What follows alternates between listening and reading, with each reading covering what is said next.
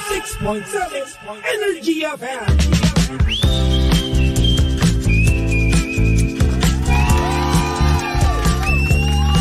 Same pero iba. Mga bangga, 5:28 na. Nako, handa na bang lahat na makauwi sa kanilang tahanan dahil natapos na naman, partner, ang Lunes? Correct! Nakoy, tapos na nga ang Lunes. Ang tanong, tapos mo na ba ang mga labahin mo? Nako. Ang mga inutos sa'yo ni Sir? Nako po, alam mo, pag-usapang labahin, partner, yung nung weekend kasi masyadong maulan din eh. Sa Yes. lugar, at iba rin hindi nakapaglaba, hindi nakapagpatuyo ng mga labahin nila. Good luck. Pwede naman bumawi ngayon dahil nga hindi naman lumulan yata kanina. Hindi naman. Sa lugar namin sa inyo. Oo, in fairness, fresh lang. Fresh lang. Makulimlim na sak lang. Sak. Sure na do. For the sex lang. Ay nako, sana ikaw rin, Pangga, ay nakapag-ready ka na rin, nakapag-tiklop yung mga naka-survive ngayong araw ng kanilang mga labahin dahil nga isang linggo na namang gamitan yan. Sabi nga nila, no, di bali na maulit yung sinusuot mo, dagdagan mo lang. Correct. Yung pag nag-t-shirt ka. Tama. Kala ko uulitin mo ulit yung bukasan. Hindi. Ibig sabihin, pag nag-t-shirt ka, mag-jacket ka para at least, di ba, may bago, no? Para lalo na sa mga nag-opisina, isa sa may challenging sa mga nagtatrabaho. Kasi nga, lalo na sa social media ka, kumbaga nakalinya. Nakatuto ko talaga. Sa mga DJ, sa mga artista, no? Swerte na lang talaga yung may mga nag-sponsor, no? Yun. Baka naman. Kayo, no? Baka naman. Oh, well, speaking of sponsor, partner, ito muna sa mga pangga natin, no? Ito na, partner, yung mga pangga nating riders dyan at Passenger Princess. Nandito na po ang pinakamabisang back-to-school promo, mga pangga, at contest ng Geely Helmet. At upang ma-avail po ang ating promo, ay pumunta ka lamang sa kanilang selected Geely stores na ikaw ay naka-uniform. Katulad nito. Yung style ko nito parang kakating classes lagi. Pero kung pag ikaw naman may jowa, pwede ka rin pumunta dahil meron kang 10% off. At syempre sa mga single pips naman dyan, pwede ka rin magkaroon ng discount dyan. Meron kang 5% off. O, di ba? At para makasali rin at manalo ng Geely Helmet, kailangan mo lang pong i-follow ang kanilang mga official Facebook page, TikTok. O ito, bigay ko muna yung Facebook, Geely Helmet PH. At ang TikTok at Geely Helmets PH Official. At screenshot mo at mag-selfie ka kasama yung Geely Helmet at kung saan branch ito nabili. At huwag mong kalimutan ng hashtag na hashtag Back to School Promo at hashtag Geely Helmets PH, hashtag Level Up Your Protection with Geely at ilagay sa comment section ang mga screenshot mo na yan. At nag-start na po ito ng September 15 at hanggang October 31, 2023 mga pangga. At ang announcement po ng winners ay November 3. Ay malapit na, sana. Congrats na agad sa mga maswerteng mananalo at pinakamaraming reaction sa post nila dyan. Alright. Yes. Eto na, partner. Bigyan na natin ang ating drama ngayon pong Lunes. Pero eto, partner, to, meron tayong ano yan? May story time tayo. Ano yung story time natin for today? Nako. Alam mo, partner, lalo na ngayon, no, marami kasi ngayon, di ba, yung mga fresh grad ngayon. Ito yung mga nagpadala sa atin. Kasi nga, ito, bago lang daw sa kumpanya. At feeling niya daw ay pinagkakaisahan siya ng mga tropa o yung mga office mates niya. Dahil nga bago at fresh grad. Alam mo, pag mga bago, hindi nawawalang ibuli ka di ba? Ano daw ang gagawin niya? Parang napipilitan na daw na mag-resign na agad. Kakatanggap mo lang, gano'n ate. Sayang naman yun kung magre-resign. Totoo. Alam mo, partner, kasi nga, mahina pa loob ng mga fresh grad, partner. Kaka-graduate lang niya tapos bago agad, nagtrabaho na kaagad, natanggap. Diba? Ito yung mga, napagdaanan natin to kahit na masino sa larangan po ng mga, sa trabaho po talagang pagbago ka dyan. Mahirap. Medyo kinakabahan ka. Wala ka pang mga kaklose at kakampi. Diba?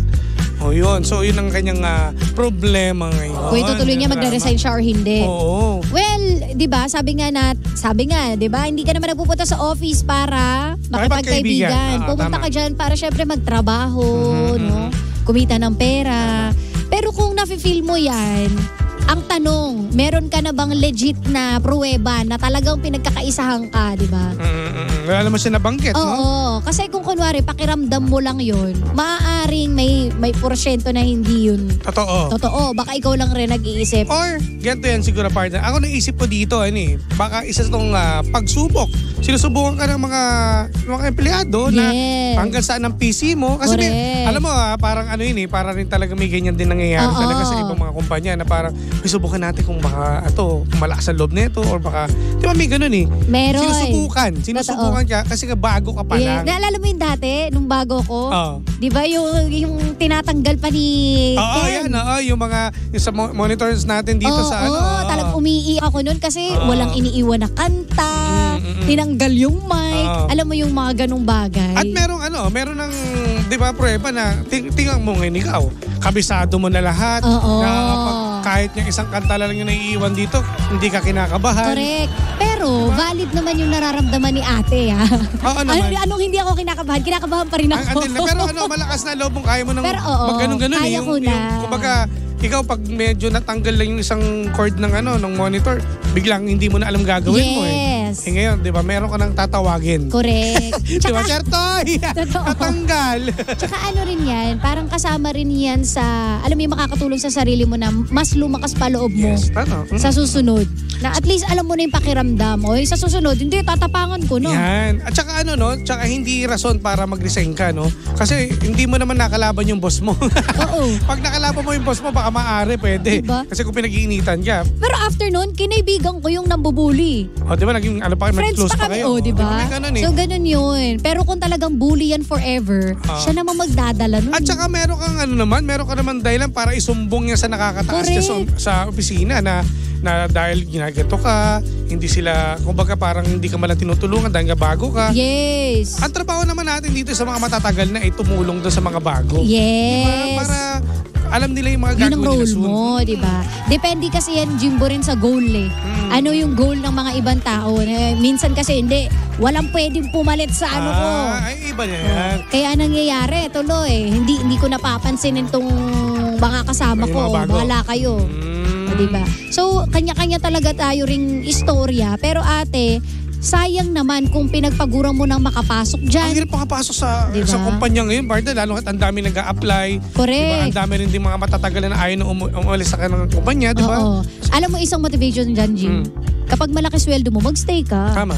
Pero kung kunwari may malilipatan ka naman, na okay yung environment, umalis ka. Tama. Pero ito partner, pagdating sa mga bago lang sa kumpanya, kapag halimbawa, di ba ganyan, about sahod, kapag usapan natin, siguro kailangan mo munang magtiis ka muna, magtiyaga. Kasi baka darating din yung time na mapunta ka sa isang posisyon na mas mataas na yung sahod mo. Yes. Kasi syempre starting ka pa lang, hindi naman agad pag-start mo agad na manager ba in-applyan mo? Totoo. Diba? Hindi ka naman Minsan kasi akala nila, Jim, pag tinanong, ano yung gusto mong salary? Diba? Yun na kagad. Diba sasabi, 50,000, ganyan. 50,000 po. Mas mataas pa doon sa boss nila. Pero diba, wag naman. Lahat naman po nagsisimula sa maliit lang na sahod hanggang sa tumatagal at nakikita ka ng potential na ikaw yung magaling sa kumpanya, why not? Ba't di ka dapat taasan? Tataasan ka niya. At hindi sagot talaga resign.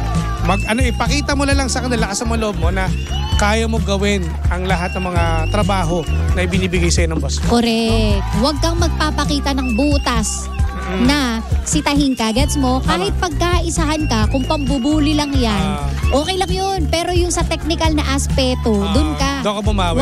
Wala dapat mabubutas sa'yo. Tsaka wag kang pumatol ha. Baka naman makipagsuntukan ka dyan, makipagsabunutan ka sa mga napikon ka. Correct. Alam mo, pag napikon ka na, hindi mo dapat saktan. Dapat yung isumbong mo.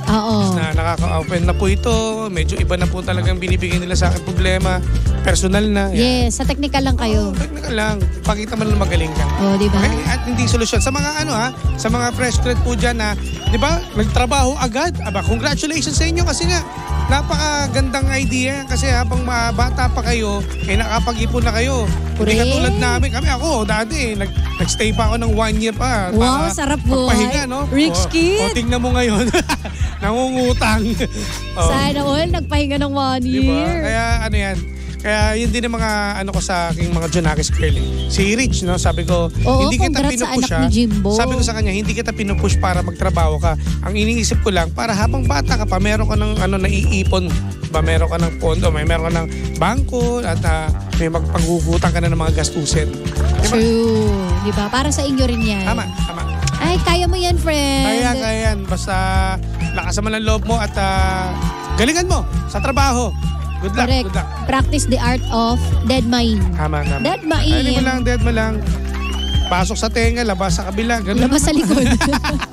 Pwede. Kaya sa mga ano dyan yung mga bagong nasa kumpanya, tatagan nyo lang. Totoo. Alright. Okay? Kaya natin yan, Bia. Alright, so yan, salamat sa mga nagpadala. At yung mga iba po, pwede po kayo magpadala sa amin sa Facebook page po ng Energy FM 106.7 at sa akin po, sa page ko po, DJ Jimbo. Yan, at sa akin naman ay Sheena 1067. Ayan, at may babati pa tayo dyan, partner. Okay na? Ito, may pa-shoutout pala tayo. Yung ating Grab driver na nasa Kento Hello! Shoutout daw sa kasama kong Grab driver din na si John Ray Lagbao na nakatutok sa atin. At napakapogit, napakaganda niya.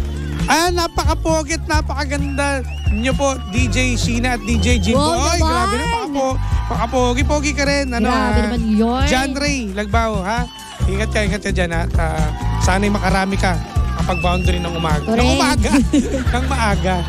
Ha? Kung pupunta sa iba, alam mo na. Congratulations. Okay. At dahil dyan kami exit na mga bangga. Panibagong drama na naman ang hindi natin nasolusyonan pero ating napag-usapan. Kaya masasabi ng Jim si Jan ay, anong drama mo? Susunod na, The Monarch of Philippine Radio. Walang iba kundi si Kuya Chico! Susunod na yan. Kaya kami po ay alis na mga bangga na kasama't nakapiling ninyo nag-iisang pabebot na si Sheena. At ang inyong Jimbo Lises DJ, ako po si Jimbo. Dito lang yan sa programang Anong Drama Mo? Ng number 106.7 Energy FM. Bangga, wag sabing radyo, sabihin mo!